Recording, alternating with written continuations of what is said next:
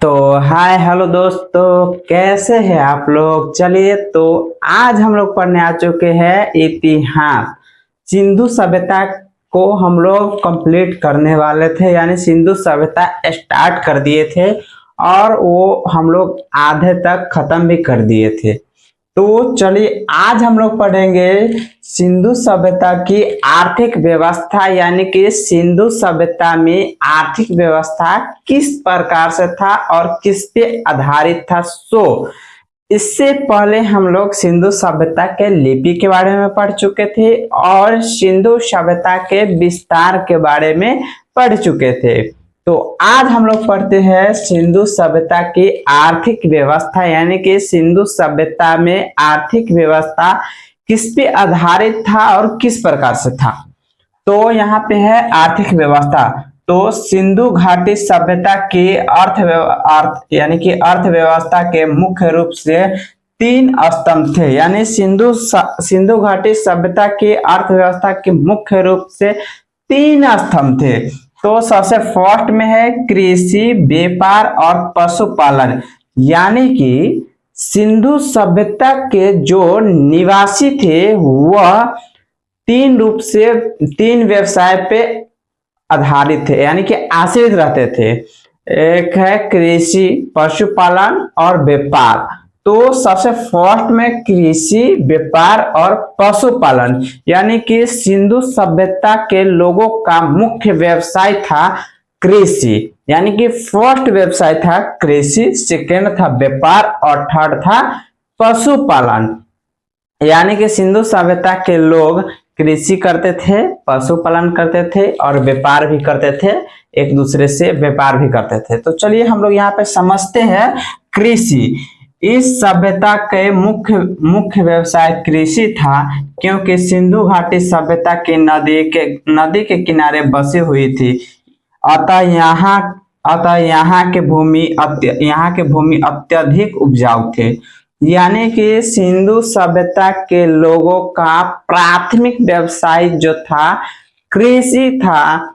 क्योंकि हम लोग इसको क्यों बोल सकते हैं कि सिंधु घाटी सभ्यता का प्राथमिक व्यवसाय कृषि था, क्योंकि सिंधु घाटी सभ्यता जो है अधिकतर नदी के किनारे ही बसे हुए थे और यहाँ के भूमि अधिक उपजाऊ था, जिसके माध्यम से हम लोग यहाँ पे समझ सकते हैं कि सिंधु घाटी सभ्यता का मुख्य व्यवसाय यानी प्रथम व्यवसाय जो था वो कृषि था।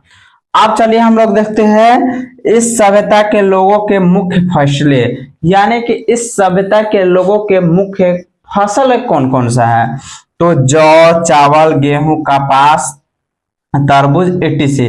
यानी कि सिंधु सभ्यता के लोग यही अनाज उगाते थे, जौ, चावल, गेहूं, कपास, तरबूज, etc। यही सब था जो कि सिंधु घाटी सभ्यता के लोग उगाते थे। अब यहाँ पे है उल्लेखनीय है कि संसार में मनुष्य द्वारा प्रयोग किया गया पहला अनाज जौ था, यानी कि पूरे संसार में मानव द्वारा उपयोग किया गया प्रथम अनाज जो था वो जौ था। हम लोग यहाँ से याद रखेंगे पूरे संसार में, यानी कि पूरे संसार में प्रथम जो अनाज था वो क्या था, तो जौ था। यहाँ से एक ऑब्जेक्टिव क्वेश्चन।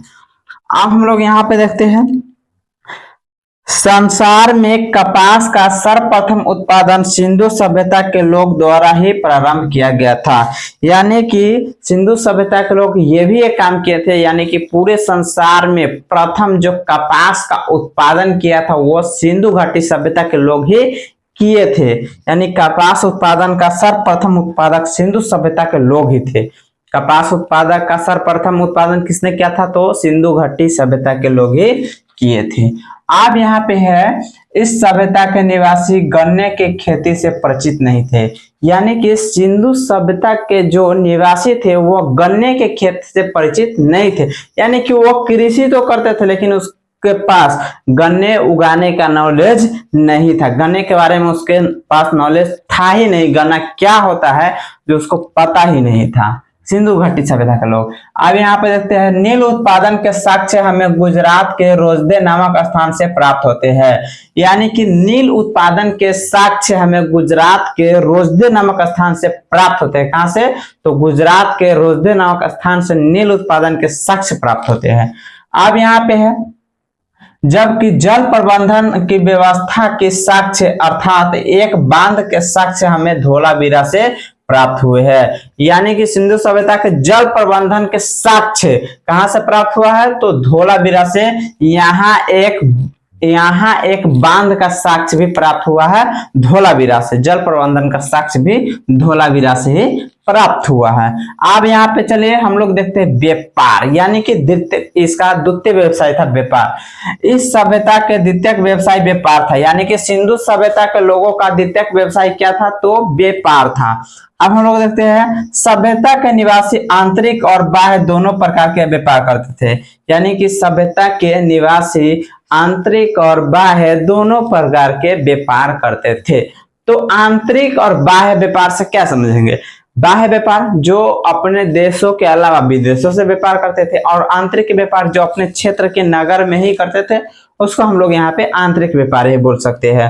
अब यहाँ पे देखते हैं बाह्य व्यापार, जैसे अफगानिस्तान, ईरान, इराक इत्यादि देशों से किया जाता था। यानी कि सिंधु घाटी सभ्यता का जो बाह्य व्यापार था वह अफगानिस्तान, ईरान, इराक इत्यादि देशों से किया जाता था, जिसको हम लोग बोलते हैं बाह्य व्यापार।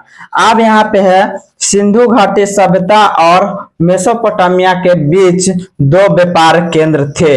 यानी कि सिंधु घाटी सभ्यता और मेसोपोटामिया के जो सभ्यता थे इन दोनों के बीच दो व्यापार केंद्र थे। एक है यहाँ पे है दिलमुन और एक यहाँ पे है मकरान। यानी कि दिलमुन और मकरान ये दोनों क्या है? व्यापार केंद्र है। सिंधु घाटी सभ्यता और मेसोपोटामिया की सभ्यता का बीच दो व्यापार केंद्र है, एक दिलमुन और एक मकरान। चलिए अब हम लोग इसके आगे जो पढ़ने वाले हैं, इसके आगे हम लोग यहाँ पे पशुपालन, यानी कि सिंधु सभ्यता के लोग पशु को भी पालते थे। यानी कि पशु को भी अपना क्या बोलते हैं पालतू जानवर, जो पालतू जानवर होता है ना, उसी को हम लोग यहाँ पे पशु, यानी कि पशु का पालने का भी काम करते थे। तो चलिए अब हम लोग इसके आगे हम लोग इसके अगले वीडियो में समझेंगे। तब तक के लिए बाय।